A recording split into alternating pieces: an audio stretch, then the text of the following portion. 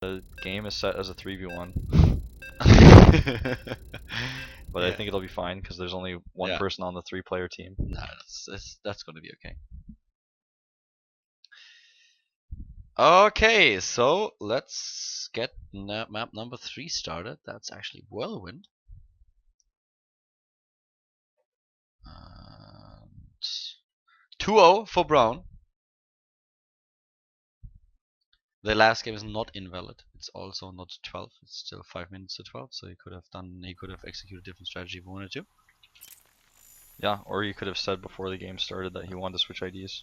Game 3 is on Whirlwind, and to the bottom left we have Life, our Zerg player for Team Startail, and he is down 2 games already. This is one of the matchups that he didn't really practice too much recently, so this is a bit tricky for him, of course. Brown, being an experienced Protoss vs Zerg player, starts at the bottom right of Whirlwind in yellow. And this is going to be a fun match. I mean, right now we have suddenly a 2-0 lead for Brown's best of 7, the final of the Korean qualifier for the Iron Squid tournament. And both of them already qualified, but still, that's 500 bucks that are on the line. Yeah. Of course, if Live wins the Code S finals, that's peanuts. Do you know if the Do you know if the win here also affects the seeding for the actual tournament? Or I have no clue. I don't know. okay. I don't know if it affects the seeding as well, but I think in a situation like this, Live will probably be fine with it. Just qualifying for the tournament, that was the biggest deal. And we have a 10 pool. He made the extra. He did the oversupply first, but yeah, basically a 10 pool. And this is going to be Yeah, so an 11 pool. It's going to be a thing it's kind of funny because now Life is like, well, he knows. And Brown is going for a gate on the high ground, so that cancels the build out immediately. Yeah. So this is like the worst possible scenario. Brown did not build the pile on the low ground. No, he built it on the high ground, and we have the wall. There will be a zealot, and this is. I mean, it could be worse. Right now, it really couldn't be worse. He will save 3 chrono boosts, most likely like 1 or 2. Get the zealot, get him into the gap, and then there is just nothing that Life can do. At least not in the beginning. There's already the harvester count in favor of Brown. Life will have to wait a little bit until he gets additional harvesters. And where's the zealot? Oh, he actually goes core before zealot. But there is still a gap, right? Yeah. It's like it's almost There if it he's is. considering that Life may not make the Lings after all because of the. Actually, you know what's so funny is like I'm thinking about this and I'm like, oh wow, he's like in a lot of trouble if he doesn't make that zealot. But actually, back in the day when this type of situation occurred, where it's like an early pool versus a gate wall, Yeah. the maps are so much smaller. Now I'm like, oh no, actually he's gonna be totally fine. He doesn't need He to start saved that chrono zealot yet. boost energy, so Yeah. he won't have a problem at all. And well, Life sees it. He looks at it and he's like, that didn't work. There's the zealot. He is on hold position, and now the harvester count is 19 to 14 already. The expansion has just now been started. Yeah, of course he tries to poke here a little bit, but good micro. Oh, actually he needs to use the zealot in the gap. He cannot fight against too many of those things. I was really impressed with Life's micro there as well, pulling both Lings back after their double hits. So as we speak, we have the expansion nearly completed for his opponent. He'll be fine. You gotta be kidding. That was close. Now well done! Now he blocks them. Now he gets all of them. Why would you cancel this paladin right away? Yeah, I don't know about that either. That was kind of weird. It's like he wants him to see them. And now his entire build is wacky because he's lost his aggressive ability to move out with those 2 units before speed is done. Here comes the expansion now, but more Zerglings are being built. 22 to 20 harvesters. So even though, for Life this is of course a little bit awkward. He now has the expansion, he has still a decent amount of harvesters, he has speed coming up, but it was a very weird start for him in the game because his early aggression didn't really do anything. His Lings were killed too. The expansion is now about to be started, and of course he also has the warp gate. Or he will have the warp gate very soon. He has the sentries that he needs. He's just going to keep making sentries. With all the gas he has, he can afford it. And then, you know, sentries are mineral light but gas heavy. You can then start adding gateways with the surplus of minerals he gets. And we may see him do a timing attack with like 6 gateways really fast. The obvious benefits of doing a build like this are really fast warp gate research timings. A lot of Zerglings in total for Life. He gets additional 8. Well, now 6 or 14 in total. He may be afraid Oh. of a big timing attack, but that's a Stargate, yeah. At the front, shown to the Overlord. That's kind of weird. He doesn't have a Forge at all, so he's not going to have any attack upgrades for a while.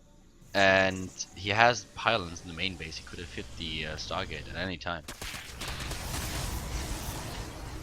That neutral depot is actually part of his wall, so he needs to get ready for potential walling with probes.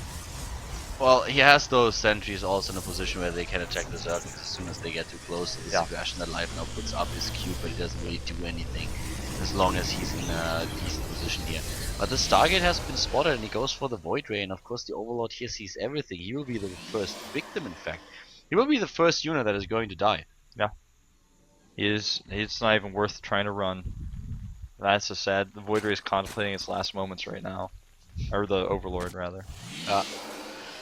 He could try to run. But He could try, but he does. If he gets outside of vision, that would already be enough. the rally point was reset. Oh, There it is. A second earlier and the Overlord would have lived. yeah. You know, this is why I love Life. He's going for a hidden base, and this base will not be scouted, I feel.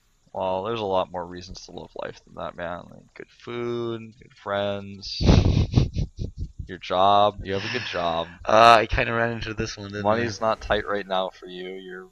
You're pretty happy. I really, really ran into that joke. Wow. Just because there's a hidden base on Whirlwind doesn't mean that anything has really changed, but it makes me happy. Well, there the Zerglings still roaming the map in search of a probe that does not exist. There's nothing out. And currently, I mean, Brown is here at a 2-0 and he defended well in the beginning, but the tech choice itself is weird to me. This tag team of Void Ray and Phoenix just didn't do anything. Yeah, no, I actually don't really get it. I'm trying to figure it out. It's like he's getting the robotic support bay now, like he was trying to force Hydras or something, but I just don't. You can't have that conclusion off of a Stargate that's at this timing. The Void Ray is being used nicely here to just kind of make it so that Lings can't loiter. They have to go somewhere else. Kind of like that really annoying high school teacher that told you couldn't hang out in the hallway with your friends. But the hatchery is going to take a while to saturate. He's not really going to get too much from that for a while. This is kind of tricky to Brown. He's like, what's going on here exactly? I'm trying to figure this out.